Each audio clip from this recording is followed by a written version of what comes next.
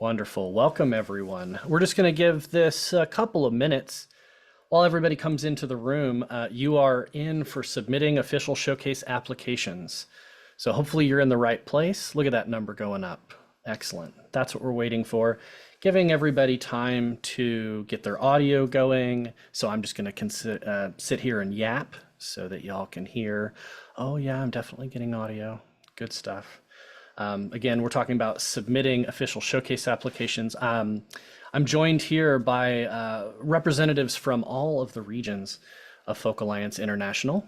Look at that. Ethan joined as as an attendee. Maybe Fawn, if you can promote Ethan to a panelist.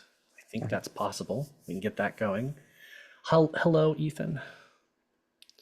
Again, we're just going to kind of give this a few minutes for everyone to get into the room, and then we'll get started. Thank you for your patience. Hopefully you're in the right spot. You're going to hear some of the representatives from all of our regions talk about submitting official showcase applications. Really looking forward to this conversation. Awesome. Well, let's get started with some introductions. My name is Jared Rivers, pronouns he, him. I am the conference director for Folk Alliance International, and joining you today from Kansas City, Missouri. I am joined by Ethan Baird from the Northeast Regional Folk Alliance. Wave to the fine people, Ethan. Here's Ethan. Jill Kettles is here. Hey, look at that. Got the AI explosions. Jill Kettles from Southeast Regional Folk Alliance is here. Ariel Silver from Folk Alliance Region West. Hello, Ariel. Thank you for being here today. Dallas Allen joins us from the Southwest Regional Folk Alliance. And Smitty is here joining us from his car. Thank you for parking and being safe, Smitty, from the Folk Alliance Region Midwest. Let me just go over quickly what we're going to talk about here today, and then we can get some incredible feedback from these fine panelists. We are going to cover 3 sections today.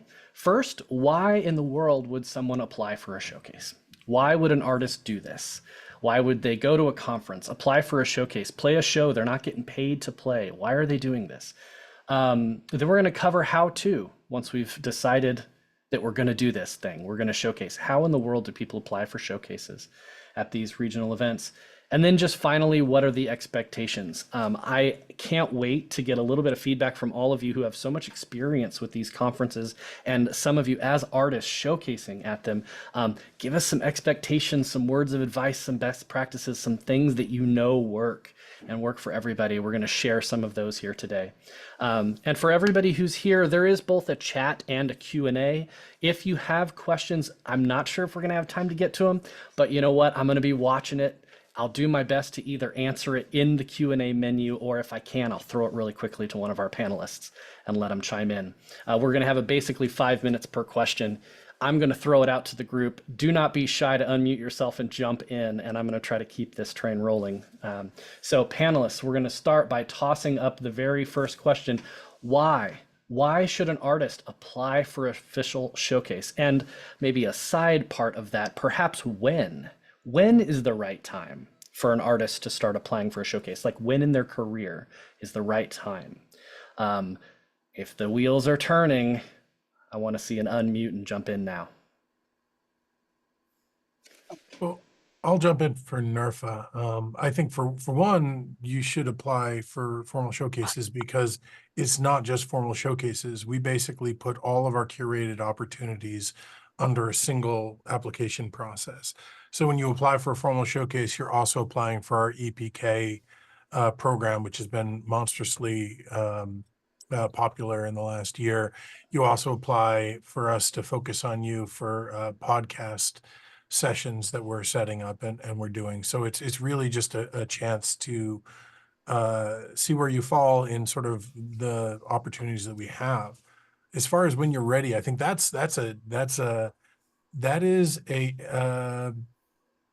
is a question, because I think often artists jump in before they have everything lined up. I think you should have your stuff lined up. You should have a website. You should have an album. You should be able to answer the general questions on the form. If you Yep. can't do that yet, maybe you should keep working on getting the basics down. I think the sort of the last thing I'd say about it is, generally speaking, formal showcases, we do about 20 formal showcases, which represents about 5% of the total population of the conference. So keep in mind that's what you are competing for, essentially, because it's one of those things that it's not a turn-based system. We have different wonderful set of judges every year. Your dog agrees with me. A different set of judges every year who go through, and you have new ears listening every year, but they are looking for the best of the best. Yeah, that's right. Who else wants to chime in on that? Well, I would agree, of course, with everything Ethan said, and it's to be heard and recognized and acknowledged and just it's just part of the process of the music industry on many levels. Most conferences have this process. Most festivals have some sort of process, just like the New Folk or the song competitions and things that happen in all of the music industry. And it's learning how to deal with that, how to access it, how to know what to do, how to know. And like Ethan said, different judges are going to pick different people every year, and you might have gotten in had different people been listening, and so it's to continue the process, and not only knowing when to do it in your career, which many people do need to learn, but when not to anymore. There's a lot of artists that said, well, I've been there, done that. I'm not going to do that anymore. I've either won them or haven't won them. And so it's sort of just finding out where a process like this fits in what you hope to accomplish in your career. And being heard at a conference, some people get heard better in an in-room showcase than they do an official showcase. If the venue doesn't want to go to the official showcase, that could also happen. So it's not the only it's not the only way, but it is a way. And if you want to do it, if you consider it as part of your plan, then this panel of at least this many organizations telling you what the guidelines are for doing it in these places is a really great start. Yeah. And, again, it's not going to be the same for festival, maybe. Yeah. Thank you. Just a reminder that our panelists are active in the chat during this, so do take an opportunity to use that to your advantage. In 2 minutes I have left on this topic, something was said that I would love another panelist to jump in on, and it's really like, who is the audience at an official showcase? Some of you keep saying this thing like, instead of a show, it's this industry. It's what we do in the industry. Somebody jump in on this. Who's the audience for these? Well, when you're performing the official showcase, at least at Farm, it's everybody that's attending. Nothing else happens during the official showcase, so all eyes are on you. And you know who that is: DJs, talent buyers from venues, fans, and your peers. When you go through the application process, it's very similar. The people that review the applications are DJs, talent buyers, fans, other musicians. If it's other musicians, it's people who have recently been granted an official showcase successfully, and they've come back during the period they're not eligible to apply again and done some scoring for us. Another reason to do it, at least with Farm, I think it's the same with other regions, is it's free if you come to the conference. So if you're planning on attending the conference anyhow, apply for an official showcase. Then when you get there, a lot of these people will already know you. They will have already watched your videos and be like, oh, you're the dude with the clarinet. Why are you playing clarinet and whatever it might be?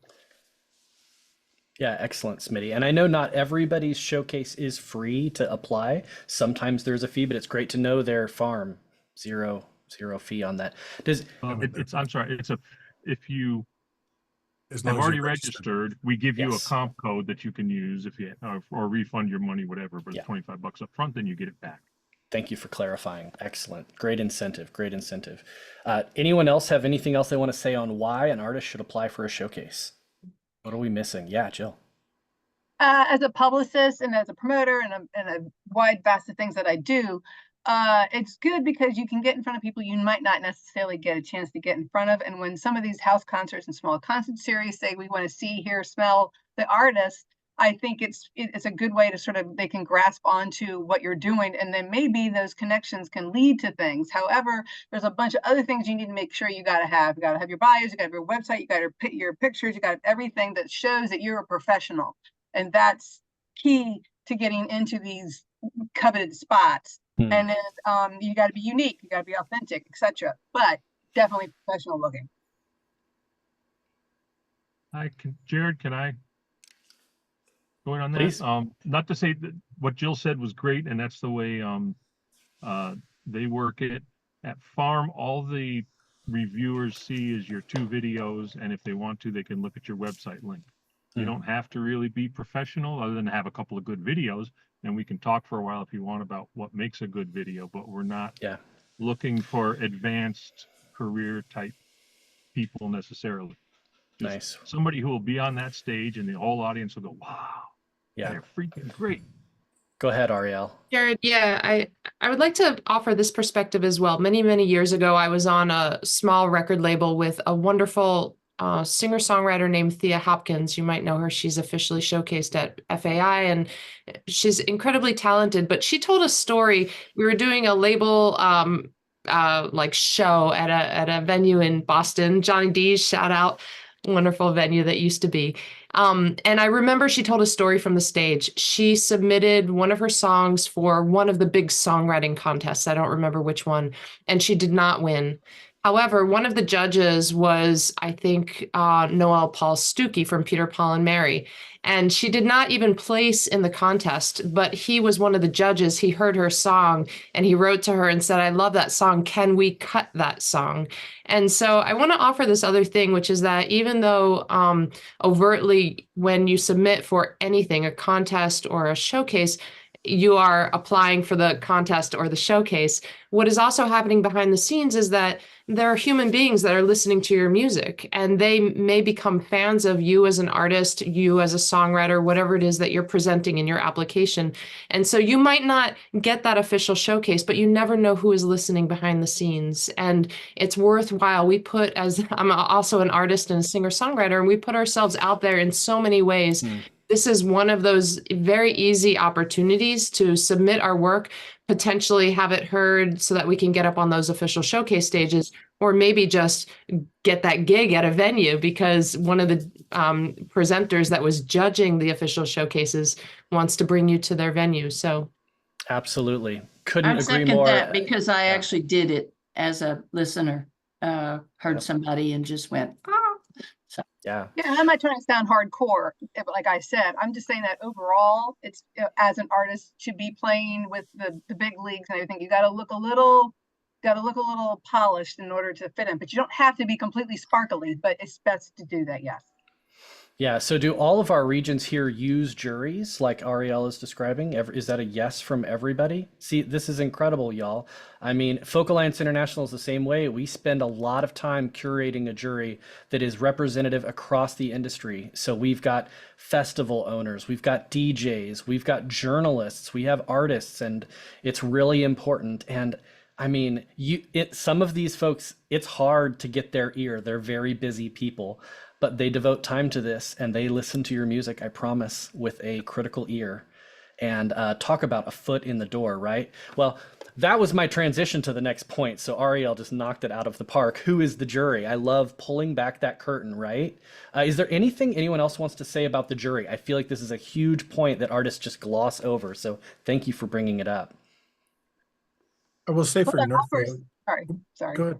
Go for it, Jill. It just offers sometimes a third party ear, eye, and nose to the elements of the artist, and it gives it. There's not as much. There's less pressure on the board and all that, and it gives the a third party. It's just a kind of a neutral way of doing it, I think. Yeah, I'd say for NERFA, we predominantly our judges are presenters. And we try to get at least 1 or 2 listening room, like 5 night plus a week listening rooms, festival presenter. And we almost always have a member of the DJ community in there as well. So that's predominantly what we focus on, predominantly because that's who our artists are trying to get in front of.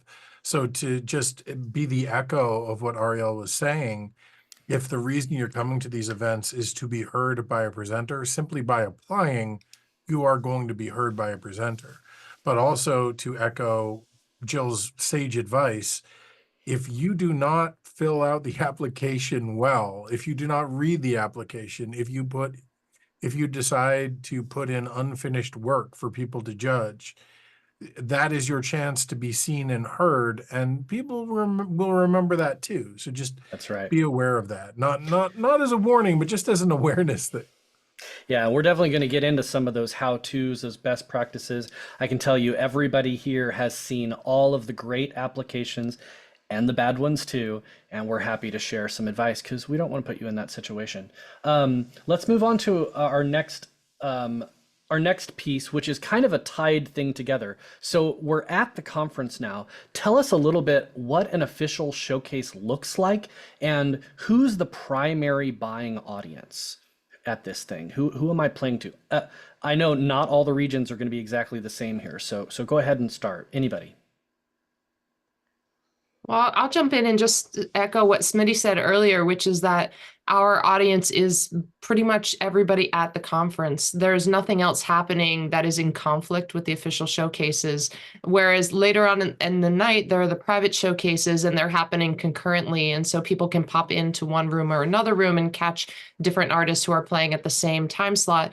The official showcase performance is a spotlighted moment in the conference where you're playing for and fill in the blank. You know, you're playing for presenters and DJs, et cetera, but you're also playing for fellow artists. And in my experience, artists are the biggest advocate for artists of That's them right. all. Artists create opportunities for artists. We are the ones that are asking each other to open up or co-bill, or when someone's on the road, they're hosting a fellow artist at their house for a house concert. They're the ones that are sharing information. Oh, you'd be great at this venue in my town, or when are you touring? Let's do a few dates together. So, I think there's a lot of benefit to just looking at the audience and realizing, wow, everybody has a little job description next to their name on their badge, but really there's crossover, immense crossover.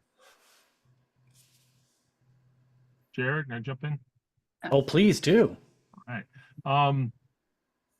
In addition to what Ariel said, and I'm sure this is probably the same for all of the regions, the official showcase or formal showcase has professional sound in a big room, a green room, et cetera, et cetera. So it's not, the hotel rooms that kind of have to be acoustic.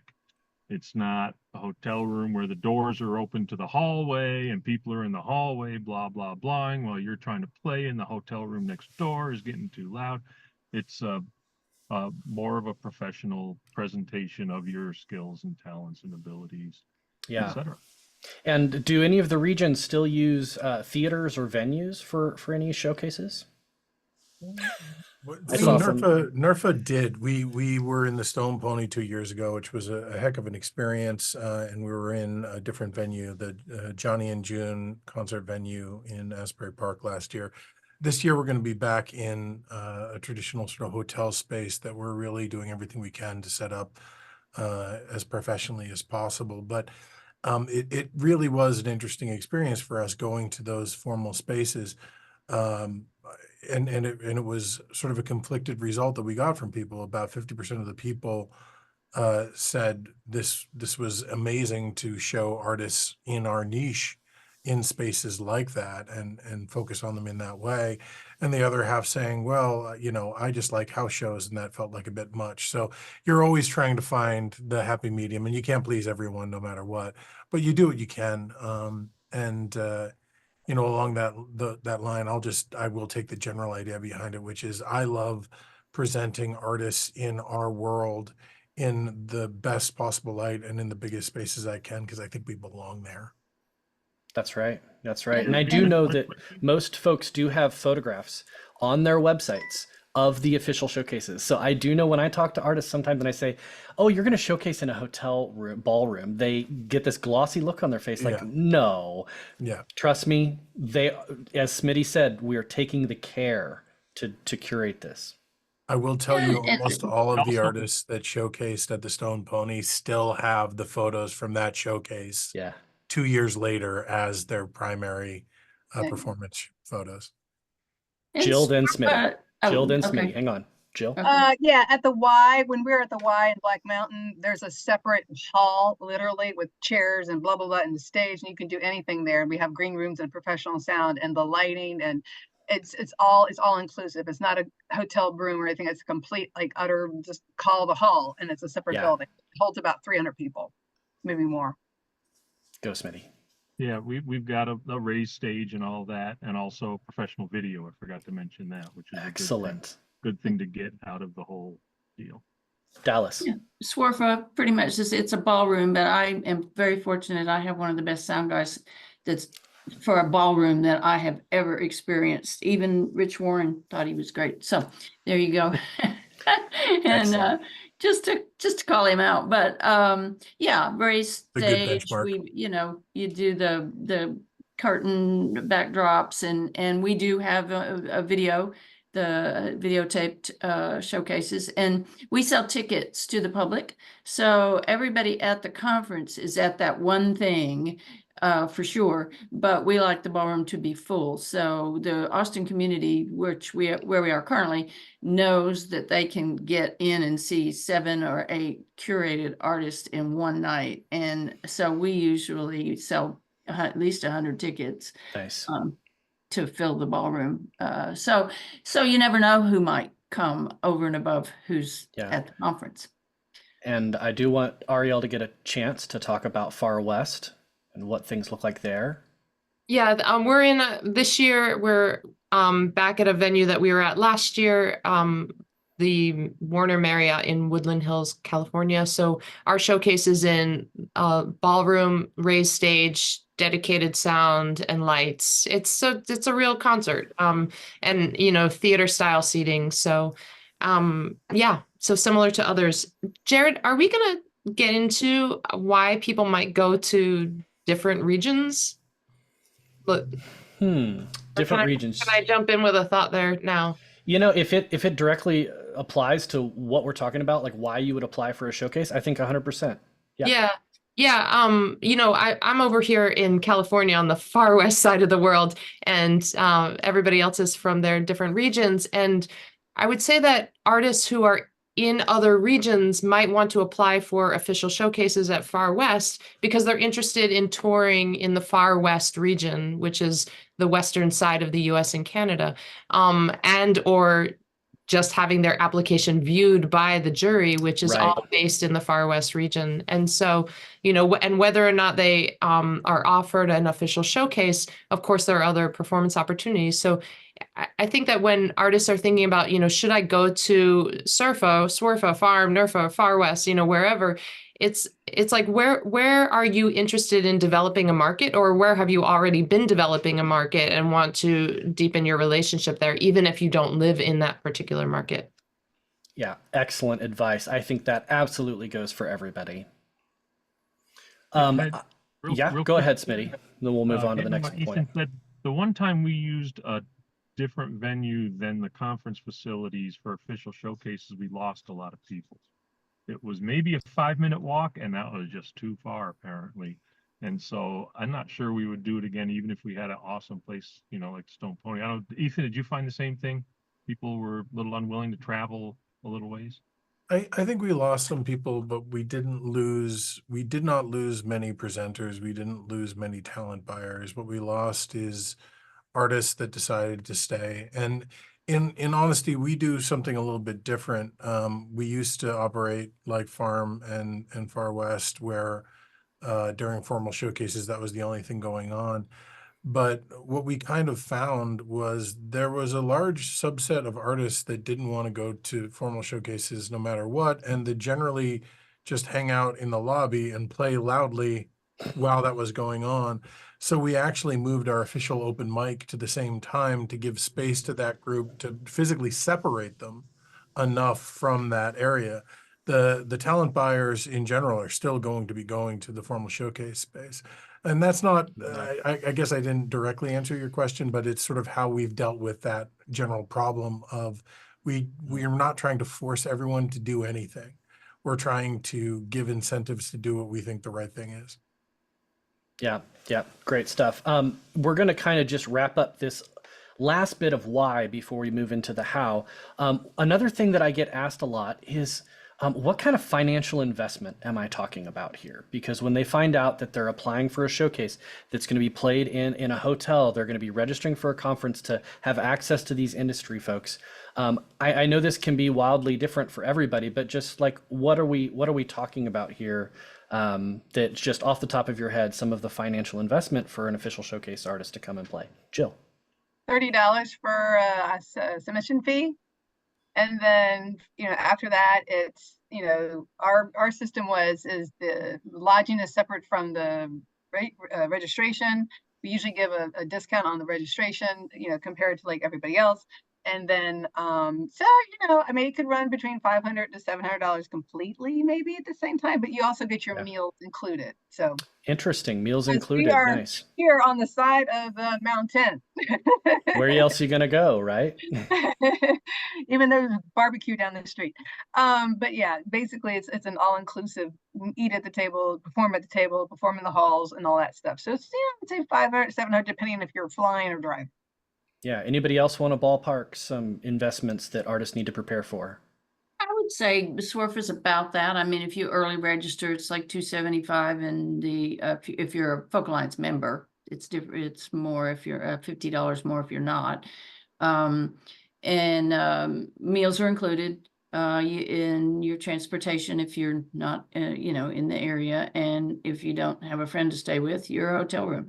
So, and our hotel prices are like $99 or maybe it's $105 at this point. So according to how many nights you stay, if you stayed the whole time, that's 400, 300. So yeah, I'd say 700 is a pretty good ballpark if you're in, plus your airfare if you're coming from far away. So Or driving, sure. Yeah, absolutely. so Anybody else feel like there's more to add to that? Yeah, Ariel. Cost similar, I think, from what everybody said. There's the registration for the conference. If you register for the Far West conference, there's no additional application fee for the official showcases.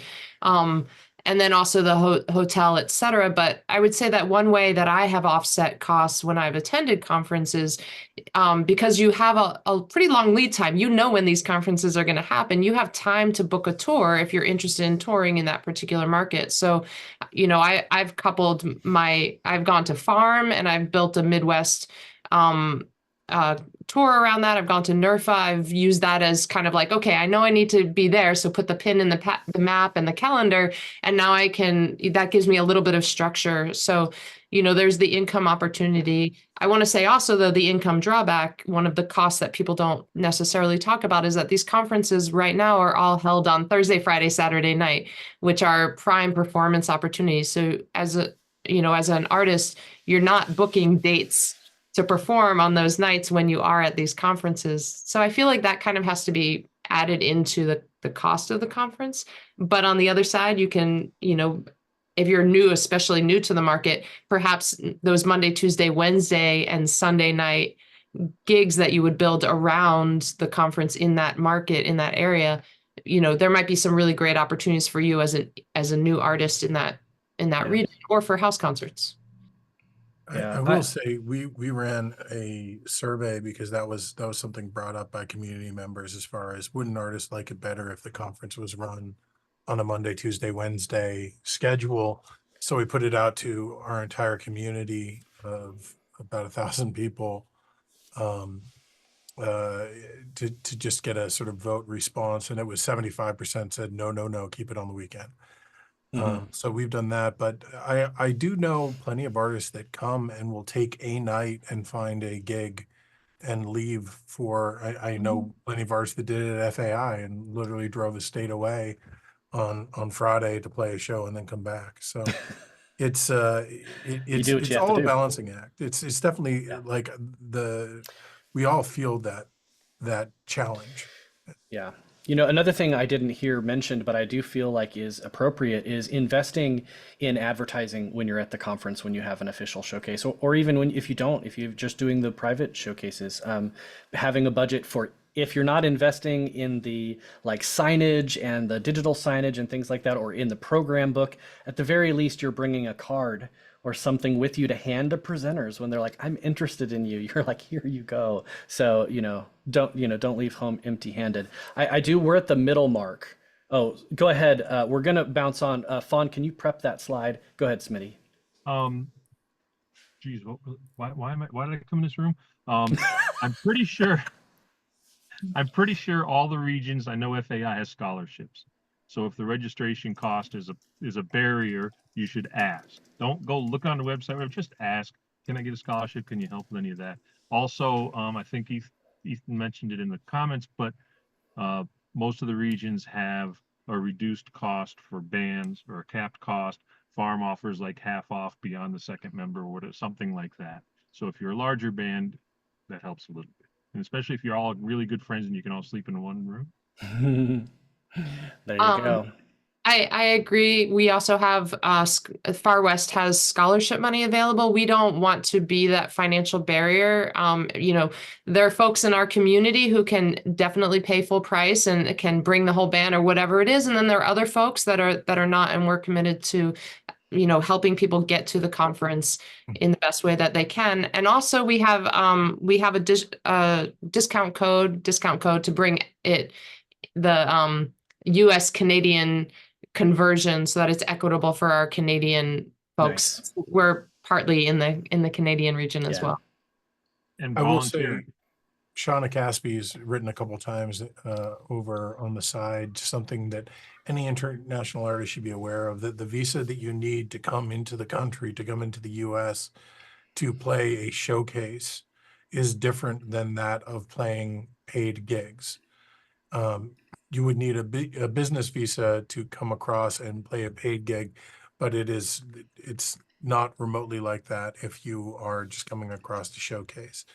That's something to be aware of. It's also why we can't, NERFA toyed with the idea of selling tickets to our showcase, but if we did that, that would invalidate that particular thing, which is why we don't.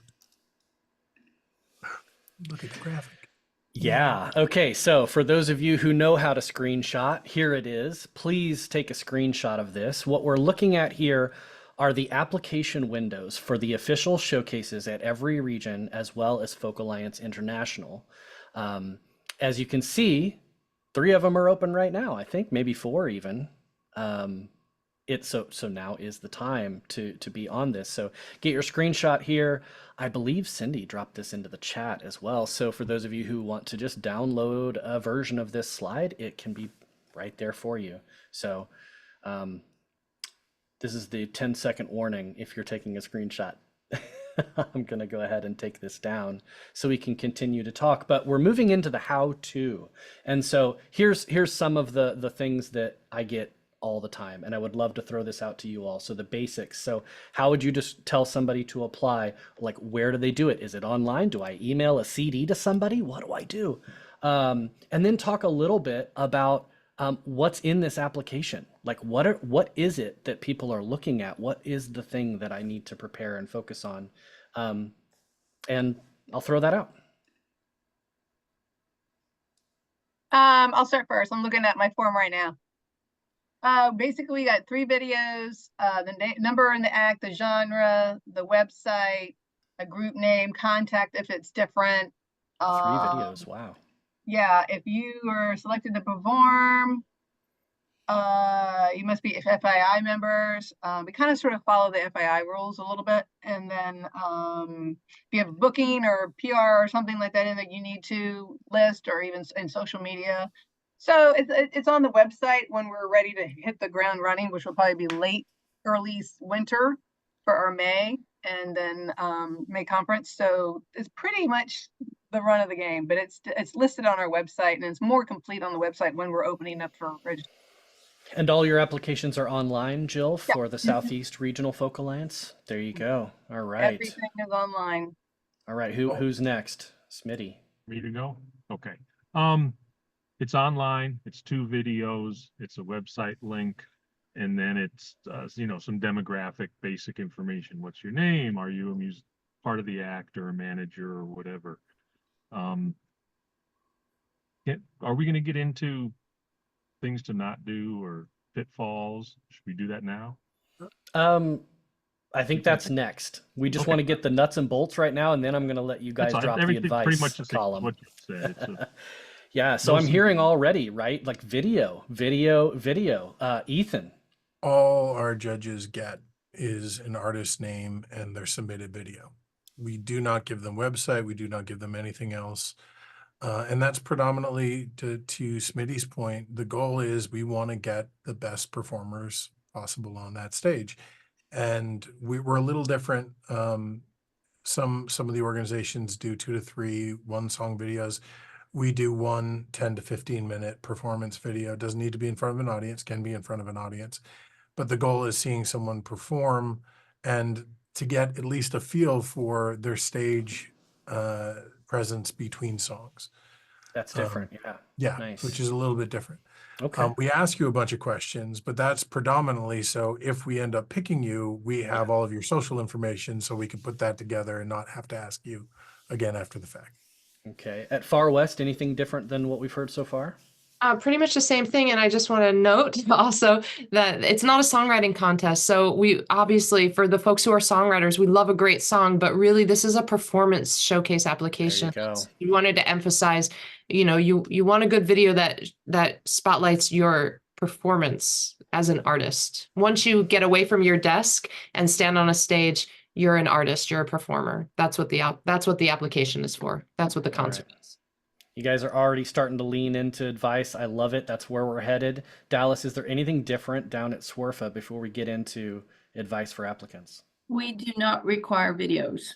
There you go. It's still just you'd think I'd know after 25 years. Two songs, maybe 3.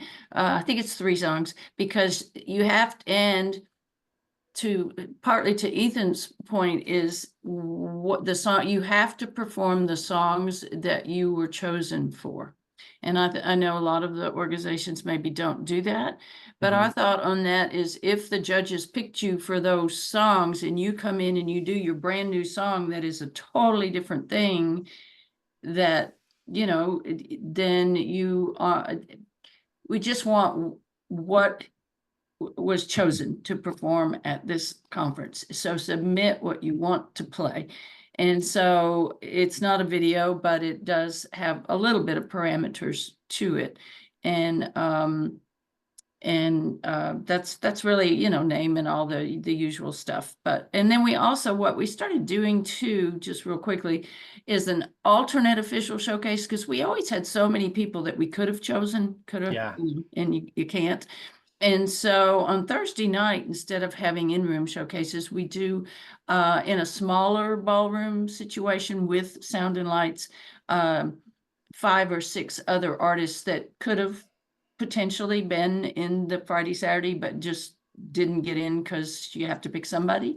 And so those people feel like they also have maybe some of the other regions may just call it something different, but we have that opportunity on Thursday, which is also kind of a sort of an official showcase for 6 additional artists besides the Friday, Saturday.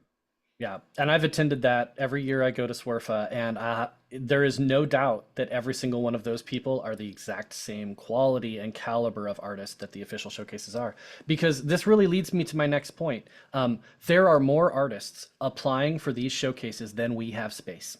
And there are more excellent, qualified artists that sometimes we have to say no to than we get to say yes to. Like the number is just bigger on the other side. So I want to set that expectation. We've got 5 minutes left, panelists.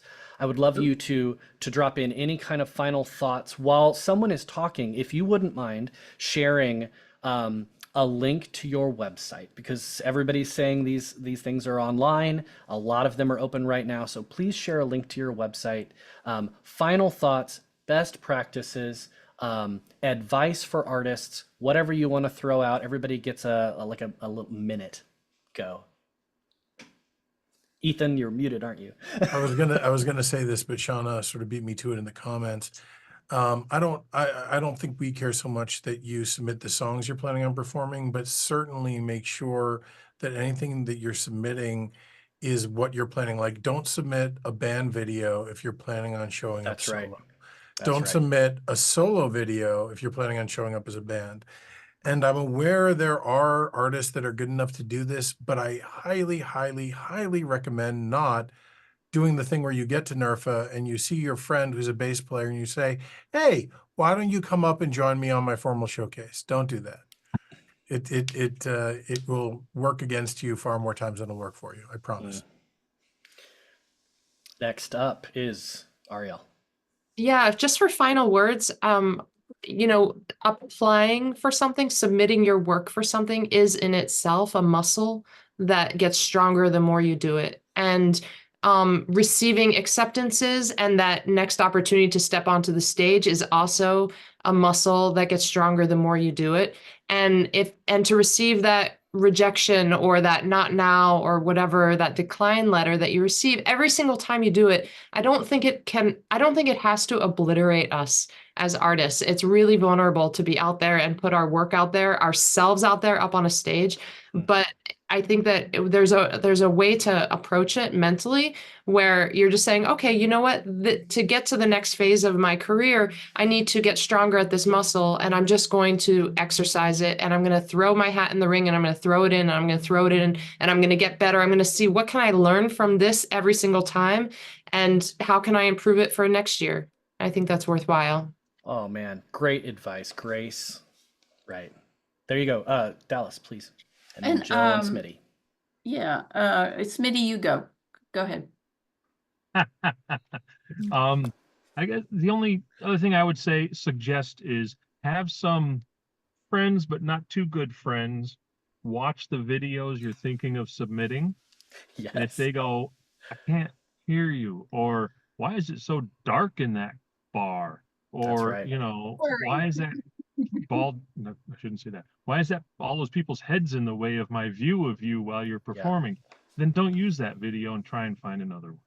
Yeah, that's right. That's all. Great advice. And people Dallas? are always saying, what are you looking for? Should I submit a slow song and a fast song, or this or that, or this? And I'm like, submit your best songs. Your best song. It's an easy answer. Yeah, it's like an easy answer. What do you feel like is your best material right now? Put your best foot forward always. And ask the people who aren't your the people who aren't your best friends, right? Yeah. Ask and your acquaintances. As much as your best song, your best performance. Yeah. If you that's right. kill an average song, you might do. I will say there's a general feeling that video in front of an audience is better. That only works if the audience is appreciating the music and that it's a clear view of you performing. Yeah. If you're just doing it to show that there are people there, don't do that.